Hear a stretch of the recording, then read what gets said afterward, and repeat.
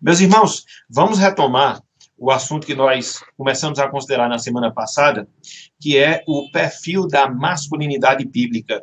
E eu queria mais uma vez que nós lêssemos o texto que nós encontramos lá em 1 Coríntios capítulo 16, versículos 13 e também o versículo número 14. Abram, por favor, aí as suas Bíblias nesse texto, 1 Coríntios 16, versículos 13 e também o versículo número 14.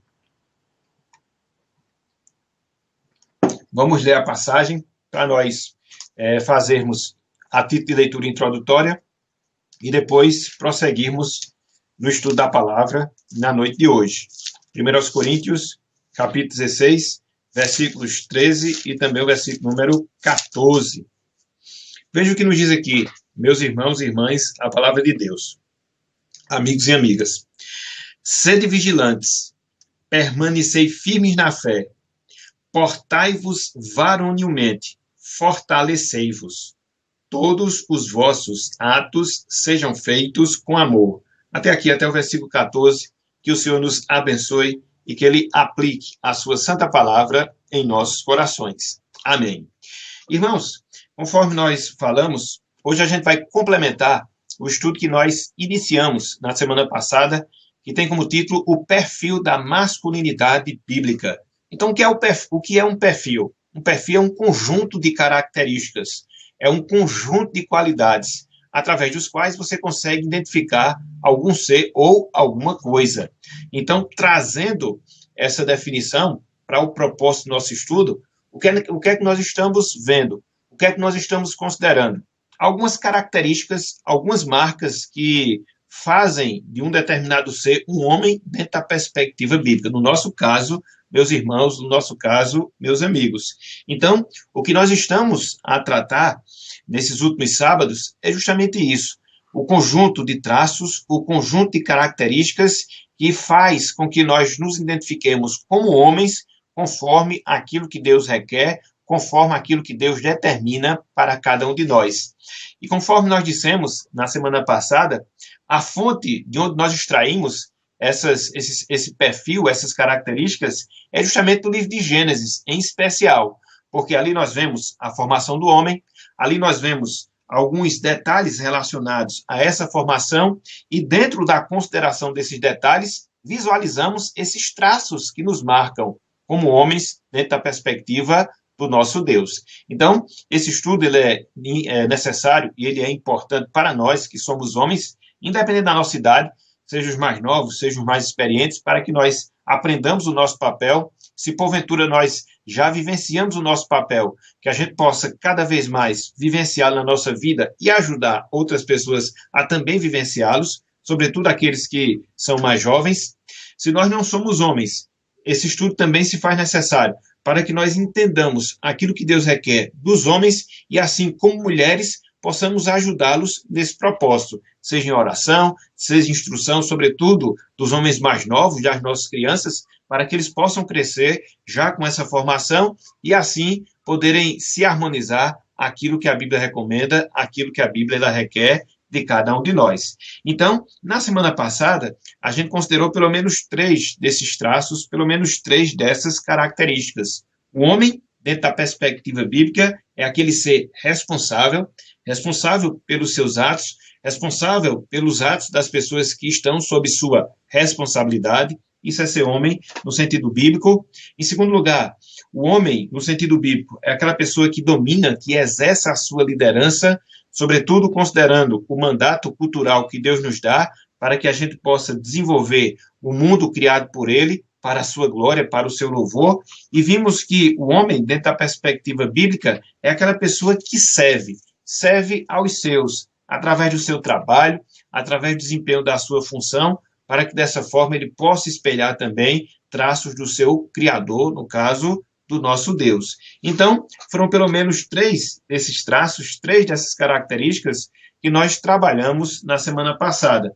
E conforme eu disse aos irmãos e às irmãs, nós teremos algumas outras que iremos concentrar nossa atenção na noite de hoje e assim podermos avançar em relação a esse assunto.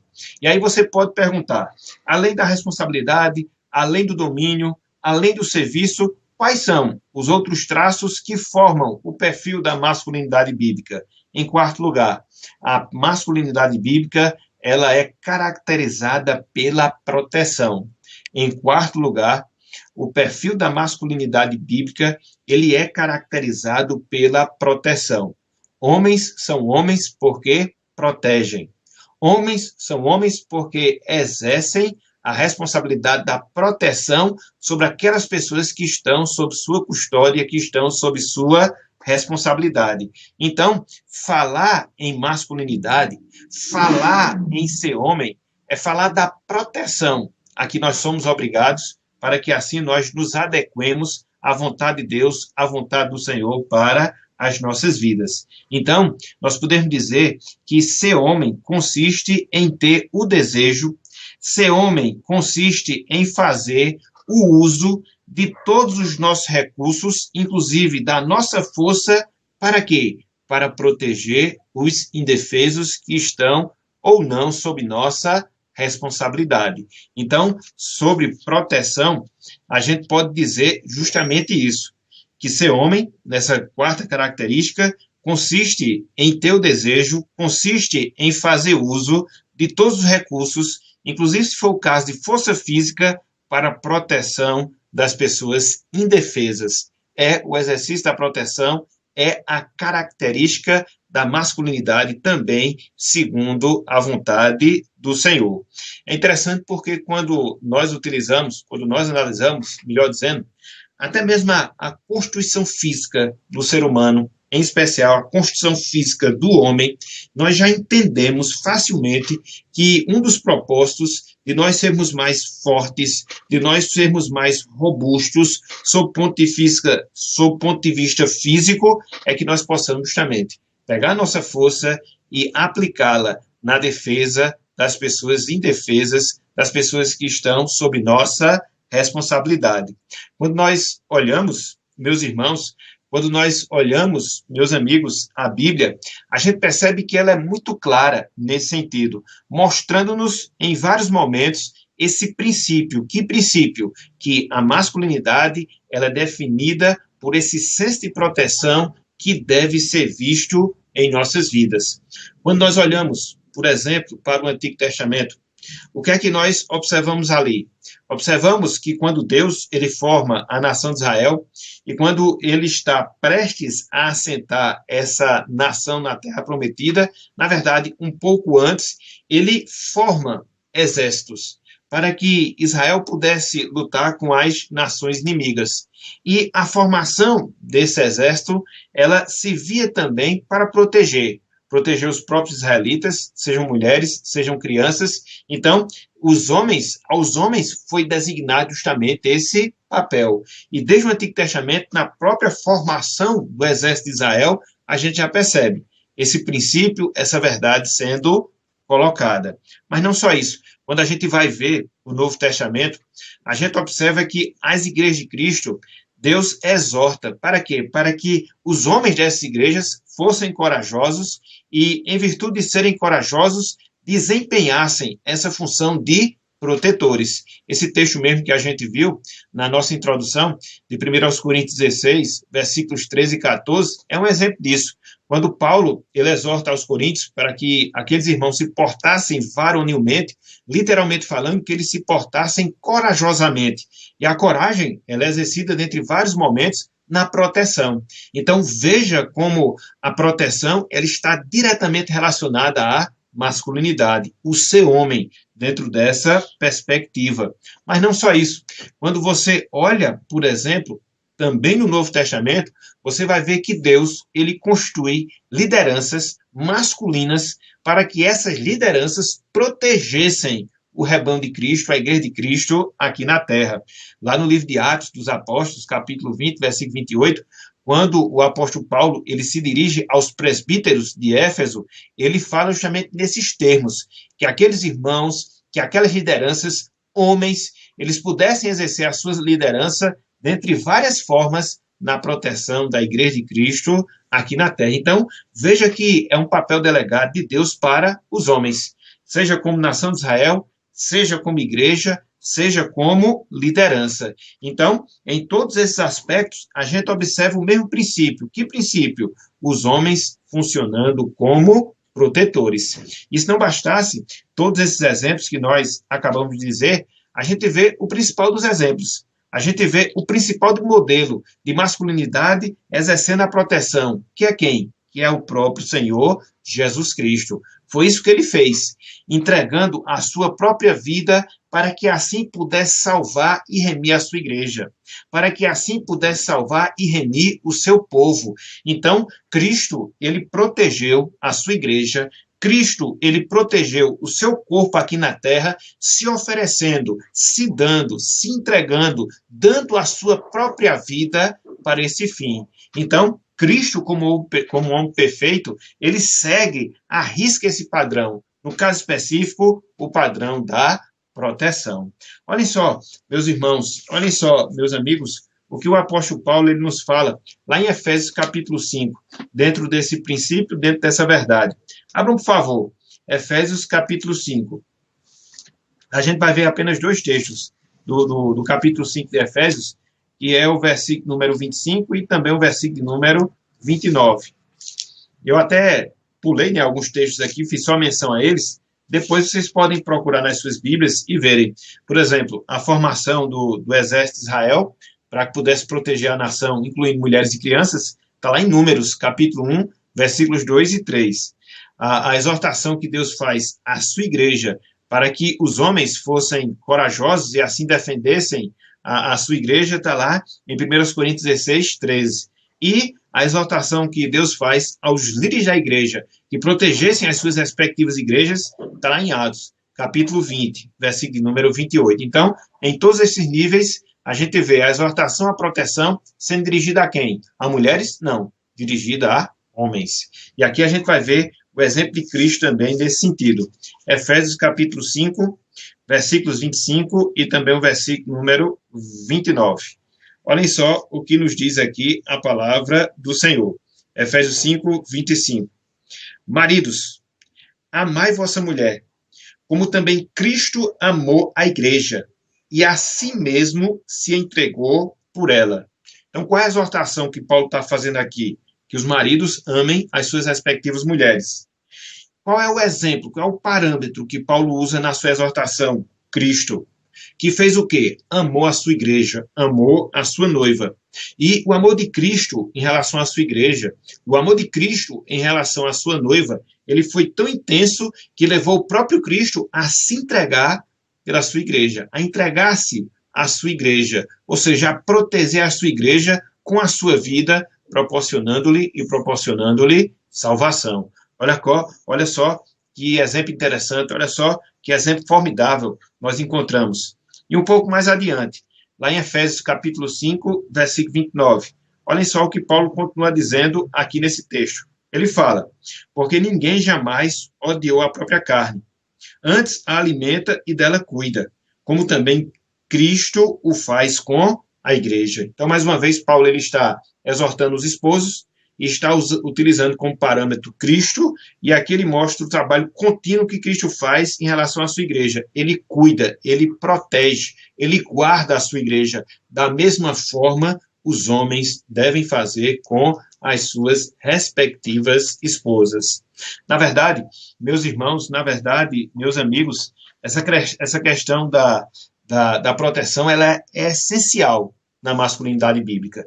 E conforme nós colocamos aqui na nossa definição, essa proteção que nós homens devemos dispensar aos indefesos envolve quem? As nossas mulheres, as nossas filhas, as nossas mães, as nossas irmãs em Cristo, as nossas colegas, a pessoas que estão numa situação de indefesas. Então, para esse público, é para essas pessoas que Deus ele nos chama, como homens, a exercermos a nossa masculinidade e a exercermos a nossa masculinidade com a nossa proteção.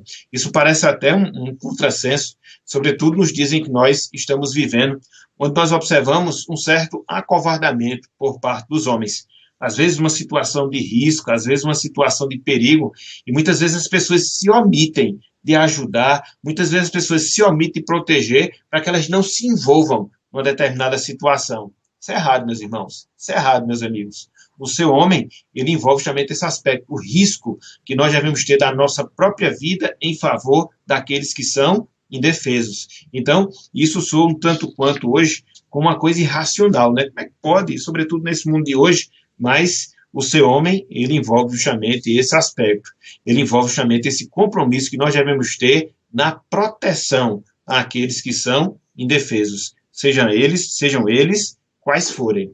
Porque quando nós olhamos, por exemplo, para o Jardim do Éden, a gente observa que Adão, ali naquele contexto, antes do pecado, e na verdade, como uma explicação, a própria queda, o próprio pecado em si, a gente percebe que foi justamente nesse aspecto que ele acabou errando.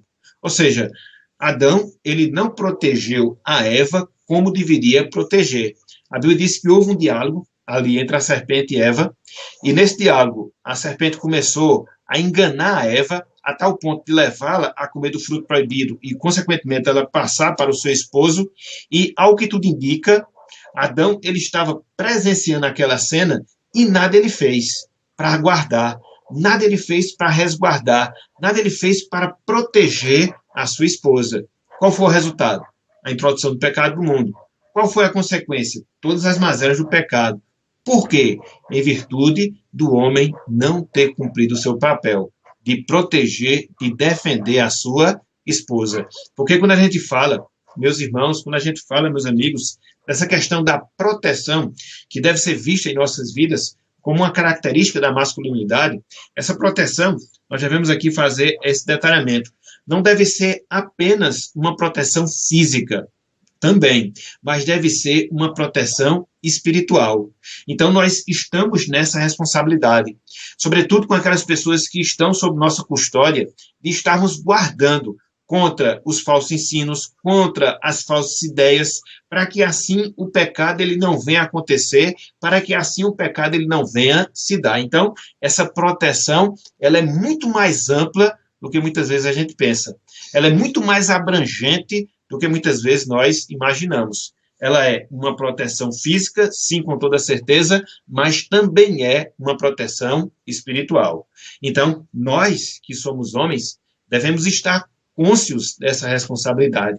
Se nós estamos protegendo, guardando aos nossos, se nós estamos exercendo o nosso papel de protetor aos indefesos, porque o ser homem, ele envolve justamente isso. Esse compromisso, essa responsabilidade que nós temos. E isso é importante nós aprendermos, inclusive para nós repassarmos para as nossas crianças, para os nossos adolescentes, para os nossos jovens, para que eles possam crescer dentro dessa consciência de que eles são protetores. Eles não podem se acovardar diante de perigo, diante de ameaças que rodeiam a eles mesmos ou a outras pessoas, não, muito pelo contrário. Ele tem, como homem que é, de ajudar, de proteger, de auxiliar, até mesmo com risco próprio, porque foi esse o papel que Deus ele designou e designou a cada um de nós. É por isso que nós sempre falamos que ser homem não é fácil.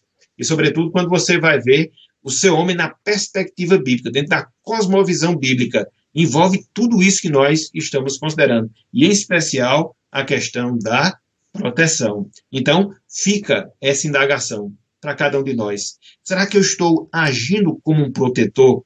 Será que eu estou sendo um protetor para o meu lar? Seja em relação à minha esposa, seja em relação aos meus filhos? Será que eu estou sendo um protetor, inclusive dentro da sociedade, quando muitas vezes, diante de situações de perigo, de risco, eu me exponho tentando proteger a uma determinada pessoa que esteja numa condição de ser indefesa? Será que eu estou sendo um protetor no meu ambiente de trabalho? Então, tudo isso envolve, meus irmãos, o ser homem. Tudo isso envolve a masculinidade bíblica. Então, a proteção é a quarta marca, a quarta característica que forma o perfil da masculinidade bíblica. Então, não percamos aqui a sequência: a responsabilidade, o domínio, o serviço e a proteção. Mas não só isso. Em quinto lugar, ser homem, no sentido bíblico, significa ser sábio. Em quinto lugar, ser homem, no sentido bíblico, significa ser sábio. A masculinidade, ela traz consigo a necessidade de ser sábio. A masculinidade, ela traz consigo a necessidade de ser sábio.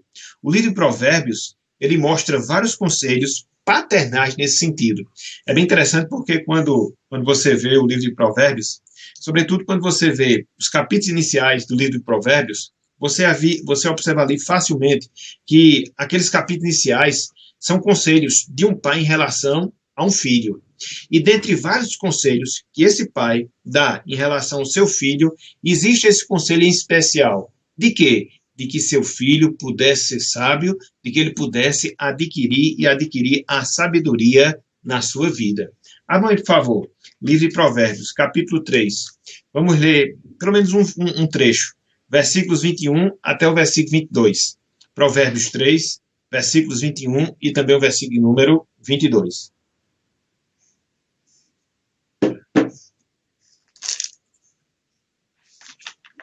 Provérbios 3, versículos 21 e 22. Olhem só aqui, meus irmãos. Olhem só aqui, meus amigos, o que nos diz a palavra do Senhor. Provérbios, capítulo 3, versículos 21 e também o versículo número 22. Olhem. Filho meu, veja, um pai falando para um filho, um conselho paternal. Ele prossegue. Não se apartem estas coisas dos teus olhos. Se você for olhar todo o contexto anterior, que coisas são essas? A sabedoria, que Salomão aqui está falando. E ele segue. Guarda a verdadeira sabedoria e o bom siso, ou seja, o bom entendimento. Por quê? Veja o resultado. Quando você é uma pessoa sábia, veja o resultado. Quando você tem entendimento. Porque serão vida para a tua alma e adorno ao teu pescoço, ou seja, será um enfeite, será algo manifesto na sua vida. O quê? A sabedoria. O quê? O entendimento. E aí, se você for fazer uma análise no livro de Provérbios, logo na parte inicial, você vai observar essa mesma exortação sendo feita por parte de Salomão ao seu filho, no capítulo 2, versículo de 1 até versículo 3, 6, no capítulo 3, versículo de 1 até versículo 2, no capítulo 4, versículo de 1 até o versículo 2. Então, em todos esses textos, qual é o conselho? Seja sábio. Qual é o conselho? Busque sabedoria. Um pai ensinando, um pai aconselhando ao seu filho homem. Então, o que é que isso nos ensina? Que a masculinidade ela é marcada também pela sabedoria. É interessante aqui nós podermos conceituar sabedoria. Via de regra, as pessoas fazem uma certa confusão quando elas ouvem a palavra sábio ou a palavra sabedoria. Via de regra, as pessoas entendem que ser sábio é você ter um grande acúmulo de conhecimento. Não necessariamente. O ser sábio, ele está diretamente relacionado com a aplicação adequada do conhecimento que você adquire na vida, em especial o conhecimento bíblico, em especial o conhecimento da palavra de Deus. Então, quando a Bíblia exorta a nós homens, quando Deus, como nosso Pai, nos exorta a sermos sábios e buscarmos a sabedoria na nossa vida, ele está nos exortando nesses termos. Aqui nós busquemos cada vez mais o conhecimento, em especial o conhecimento que vem da sua palavra, para que nós possamos aplicar esse conhecimento a várias áreas, a vários aspectos da nossa vida. Isso é ser sábio no sentido bíblico. Então, às vezes você encontra uma pessoa que ela tem um vasto conhecimento sobre um determinado assunto, mas não é uma pessoa sábia. Por quê? Porque ela não sabe aplicar todos os seus conceitos, ela não sabe aplicar o seu conhecimento, ela não sabe aplicar o seu conteúdo nas áreas específicas da sua vida, seguindo aquilo que Deus determina, seguindo aquilo que Deus requer para cada uma delas.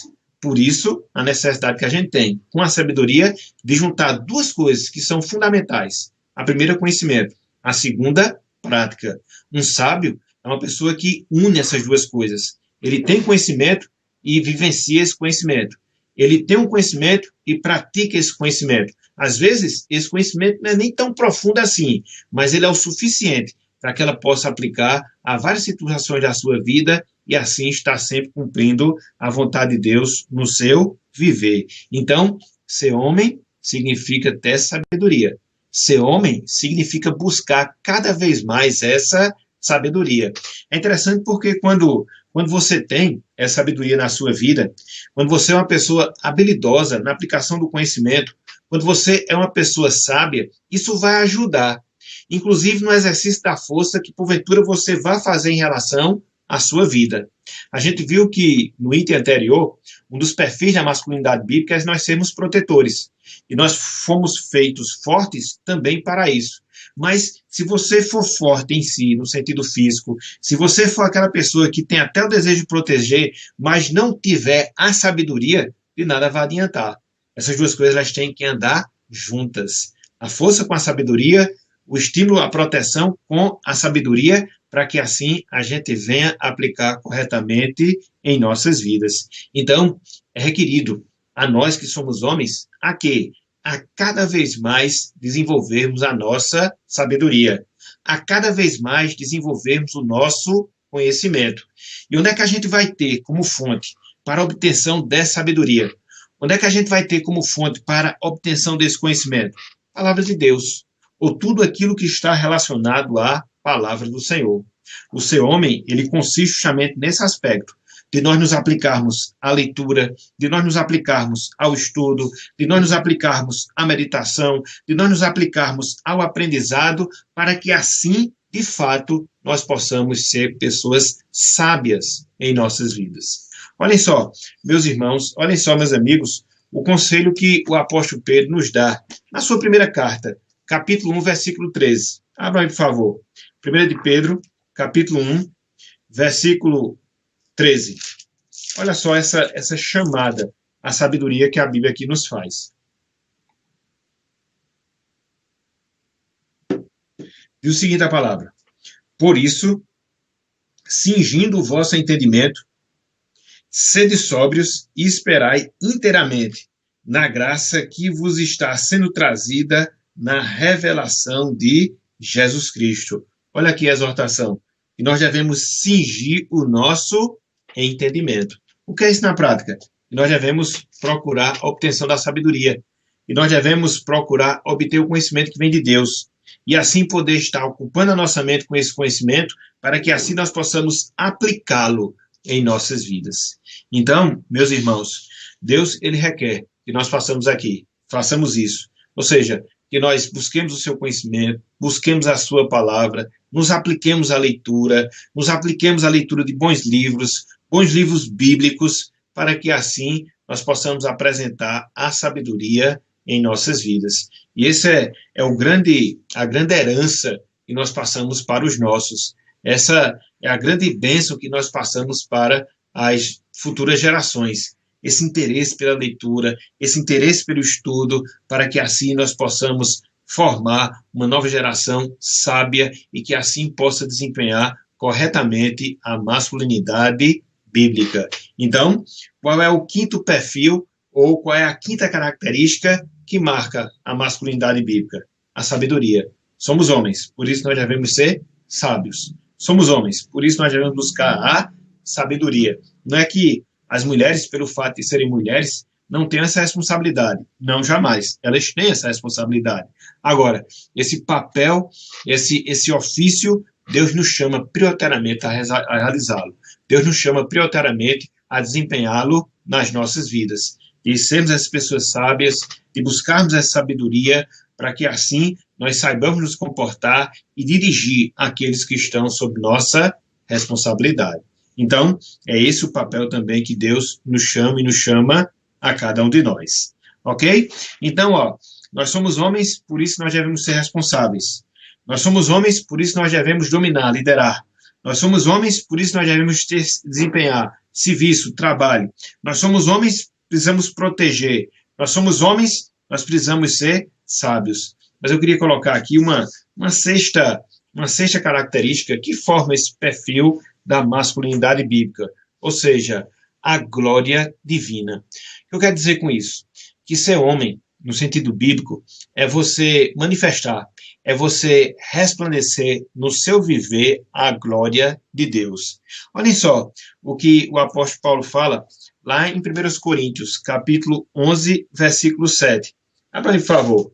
1 Coríntios, capítulo 11, somente versículo 7. somente o versículo número 7. Olhem só o que nos diz aqui a palavra do Senhor. Olhem só, porque, na verdade, o homem não deve cobrir a cabeça, por ser ele a imagem e glória de Deus, mas a mulher e glória do homem. Eu vou repetir. Porque, na verdade, o homem não deve cobrir a cabeça, por ser ele a imagem e glória de Deus, mas a mulher é glória do homem. Então, o que é que você vê aqui? Tirando essa discussão em relação à questão da utilização do véu, eu não vou entrar no mérito. O que é que você vê aqui? O ensino do apóstolo Paulo, mostrando essa verdade. Que verdade? Que nós refletimos a glória de Deus em nossas vidas. Então, a masculinidade, ela envolve justamente isso. Ela envolve a necessidade de nós refletirmos a glória de Deus em nossas vidas. Ou, Deus nos fez homens para podermos refletir a sua glória. É justamente isto que o apóstolo Paulo ele fala aqui nesse trecho. Nós, como homens, conforme nós vimos lá em Gênesis, nós fomos feitos à imagem e semelhança de Deus. E essa imagem e semelhança de Deus, ela envolve justamente essa responsabilidade. Que responsabilidade? De nós manifestarmos a glória de Deus em nossas vidas. Manifestarmos a glória de Deus em nossas vidas. E como é que essa glória ela vai ser revelada? Como? Quando nós cumprimos e quando nós vivenciamos todas essas outras características que nós estamos a mencionar ao longo de todo esse estudo. Quando nós somos responsáveis, quando nós somos líderes, quando nós somos servos, quando nós somos protetores, quando nós somos sábios. Então, quando isso acontece, Deus, ele é glorificado na nossa vida. Deus, ele é visto em nossas vidas. Deus, ele é revelado em nossas vidas. E assim, nós cumprimos o objetivo para o qual Deus ele nos fez, que é de quê? De glorificar o seu nome. Então, veja, meus irmãos, veja, meus amigos, como é importante nós sabermos o nosso papel. E mais importante ainda, nós desempenharmos esse papel na nossa vida.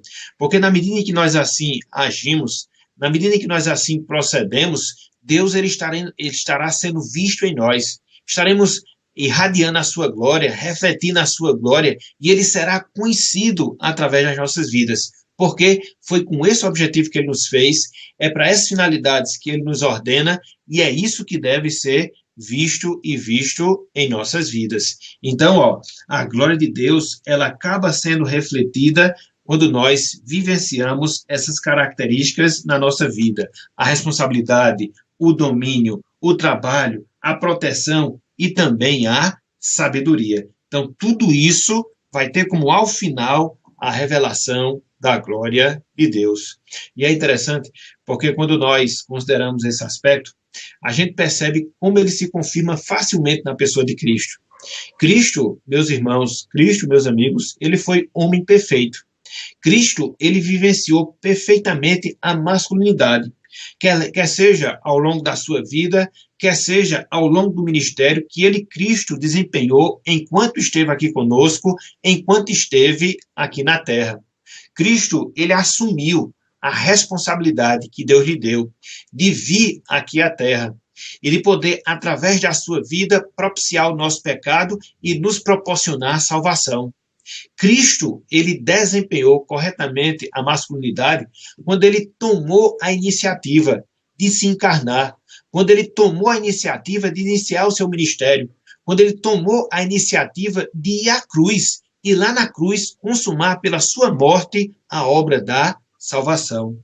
Cristo, através da sua vida, Cristo, através do seu ministério, ele nos serviu.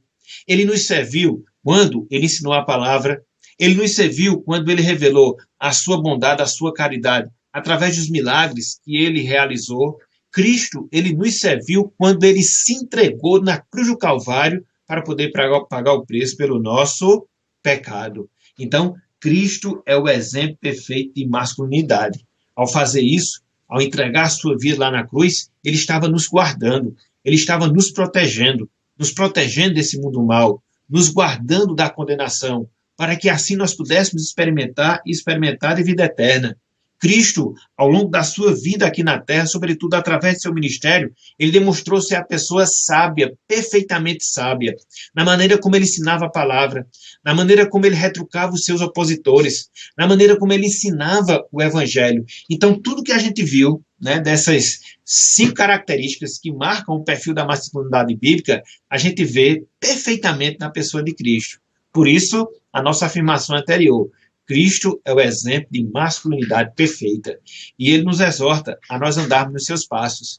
E na medida em que nós, homens, procuramos andar nos passos da masculinidade de Cristo, nós iremos reproduzir o seu caráter. E da mesma forma que ele, Cristo, glorificou a Deus, nós também glorificamos ao Senhor. Veja que tudo na nossa vida vai ter sempre como alvo apontar para Cristo. Então, até mesmo essa questão da masculinidade, dentro da visão bíblica, ela vai fazer com que nós alcancemos esse alvo, com que nós alcancemos essa finalidade de refletirmos o caráter de Cristo e automaticamente refletirmos a glória de Deus no nosso viver. Então, é por isso que nós temos esse desafio. É por isso que a Bíblia nos chama a desempenharmos a nossa masculinidade para que assim Deus ele venha a ser glorificado na nossa vida. Portanto, meus irmãos, meus amigos, nesses 2 sábados, o que nós vimos foi justamente isso. Essas 5 características, na verdade são 6, né? Esses 6 traços que marcam a nossa masculinidade. E não esqueça, a nossa responsabilidade, o nosso domínio, o nosso serviço, a nossa proteção, a nossa sabedoria e também o refletir da glória de Deus no nosso viver. Então, o que é que fica para a gente em termos de lição?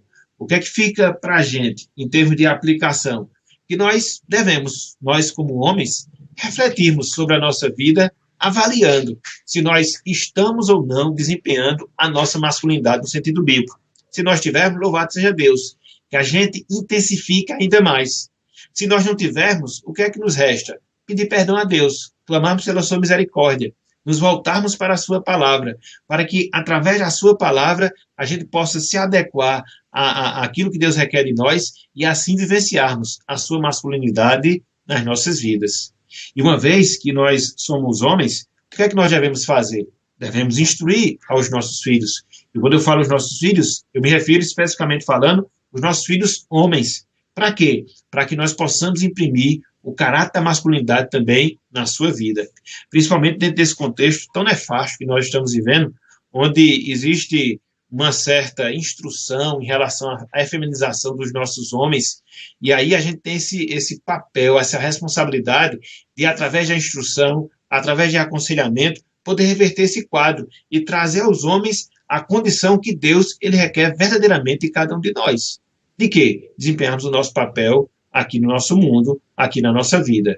Então, para nós serve como lição, pelo menos, esses 2 destaques. Mas não só isso. Como nós falamos no início da nossa transmissão, as nossas irmãs, uma vez que elas são conscientizadas, uma vez que elas aprendem isso, o que é que elas devem fazer? Estimular os seus esposos, orar pelos seus maridos, para que Deus os agracie e para que Deus esteja transformando os seus corações, caso eles não estejam vivendo a masculinidade bíblica, que assim possam viver na sua vida. Se já o estiverem, continue clamando, continue orando, para que Deus os estimule ainda mais, e eles possam cada vez mais manifestar essa masculinidade no seu viver. E você, como mãe, em relação aos seus filhos, também tem esse compromisso de ensiná-los, para que eles venham ser homens, para que eles venham ser homens de verdade, e assim possam verdadeiramente cumprir o propósito de Deus em suas vidas, crescendo na graça, crescendo no conhecimento e crescendo na sua masculinidade, conforme Deus nos ensina em sua palavra. Então, seriam essas, meus irmãos, minhas irmãs, amigos e amigas, as informações, pelo menos gerais, que nós queremos dar em relação à masculinidade bíblica, seguindo aquilo que nós estudamos nesses 2 últimos sábados. Ok? Então, que Deus nos abençoe e que Ele aplique a sua santa palavra em nossos corações. Amém. Meus irmãos, nós temos aqui algumas pessoas, pelo menos 2, né? Que eu esteja vendo aqui.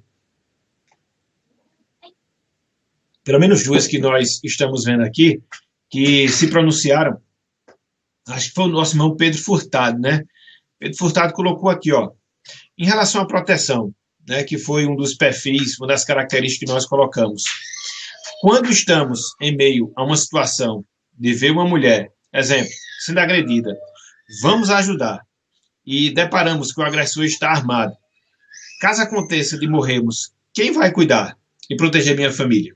Aí, nesse caso aí, se uma pessoa estiver armada, vai ser imprudência, né, você fazer um negócio desse, né? Aí você estará tentando a Deus. O mais viável, a gente sabe que é uma situação complexa, né, uma situação muito difícil, mas o mais viável é você procurar uma forma de poder proteger, mas com condições, com iguais condições de proteção. Então, a gente não pode, numa situação como essa, nem se prestar, né, a questão do auxílio, porque a gente vai se expor, né? Você está desprotegido, você vai proteger uma pessoa sem nem ter condições para isso, fica um pouco complicado, né? Não é bom uma situação como essa. O ideal é que a gente possa estar em igualdade de condição com o agressor, pegando esse exemplo aí, para que a gente possa, pelo menos, nos colocar ali naquela situação, tentando a proteção. Mas não é recomendável, não é recomendável. O ideal é que, numa situação como essa, o agente procura os meios para a gente se equiparar em relação a como proteger, chamando outra pessoa, nos municiando de alguma coisa, de algum instrumento, mas chegar lá de peito aberto não vai resolver muita questão. E perde a vida você e perde a vida outra pessoa. Então, a gente vai acabar que não vai resolver muito o problema. Ok? Nesse caso específico. Nesse caso específico. Ok? Deixa eu ver aqui. Sim, aí Pedro continua aqui, né? E caso eu veja uma situação dessa e não faça nada, estou pecando, pronto. Nesse caso aí, né? Você não vai se expor, não tendo condições de estar à altura e defender a pessoa, né? Então, já não seria pecado nesse sentido, porque seria imprudência se assim agisse. Ok?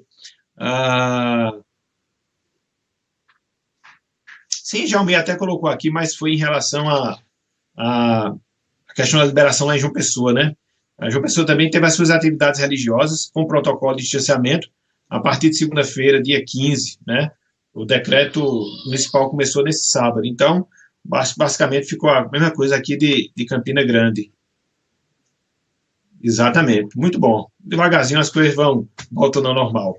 Nosso irmão presbítero João Soares Adelino colocou: eu estou entendendo que essa proteção é em relação ao nosso papel como esposo, a fim de proteger a nossa família no aspecto físico, material e espiritual. Exatamente, João. Exatamente.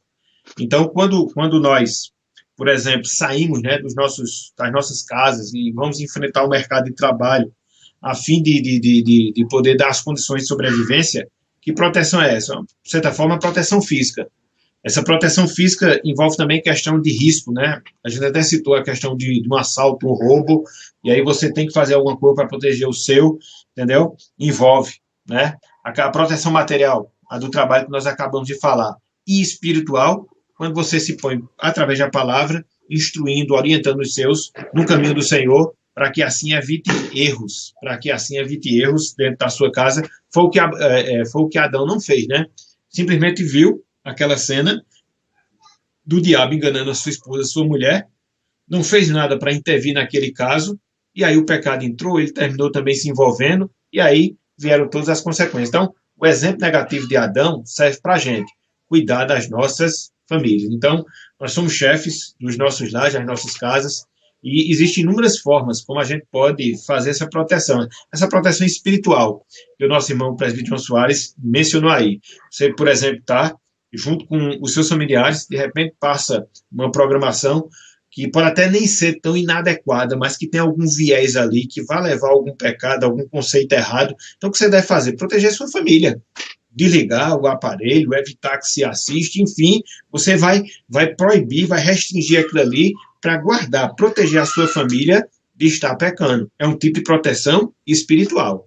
Então, essa proteção, ela envolve a questão física, o sustento, e também a guarda em si, né, a integridade física. Na verdade, ela envolve mais a integridade física e envolve a questão material, que é o sustento, aqui fica mais exato, e envolve a questão espiritual, que é o cuidado com as almas delas, em todos os sentidos, entendeu?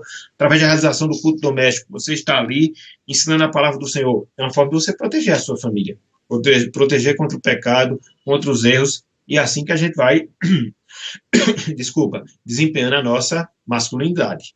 Ok? Nosso irmão presbítero Antônio Gomes colocou: o que passando se opõe em questão alheia é como aquele que pega um cão pelas orelhas. Provérbios 26:17. Não sei se está se referindo aqui a questão de você ver uma situação como essa, uma pessoa indefesa, né, e de você, entre aspas, né, se intrometer nessa questão. Não sei se foi por isso aí que esse texto ele se aplica. De fato, você observa, né, essa exortação de nós não nos intrometermos em questões alheias. A grande questão que fica é que questão é essa, né? Às vezes você pode ter uma pessoa aí que esteja discutindo, né? As pessoas discutem muito, né? Futebol, política, não sei o quê. A necessidade de você se intrometer? Realmente não. Aí é como diz o autor sagrado, é você está pegando um cão pelas orelhas ali, querendo, você termina se prejudicando nesse sentido. Mas se você vê uma pessoa maltratando outra, você vai agir com indiferença?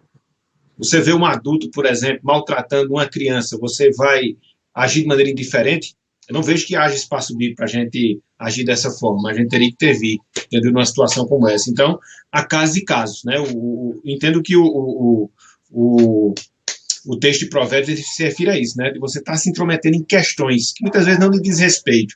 Agora, quando isso envolve a vida, que não é esse o contexto de Provérbios, eu acredito que a gente tem que se expor, né? Para poder ajudar e assim poder auxiliar a pessoa. É o que está incluído no mandamento não matarás, né?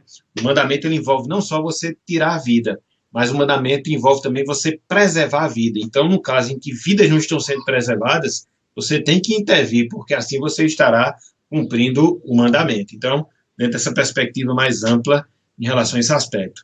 Que o Senhor nos abençoe e nos conceda mais uma noite na sua presença. Amém.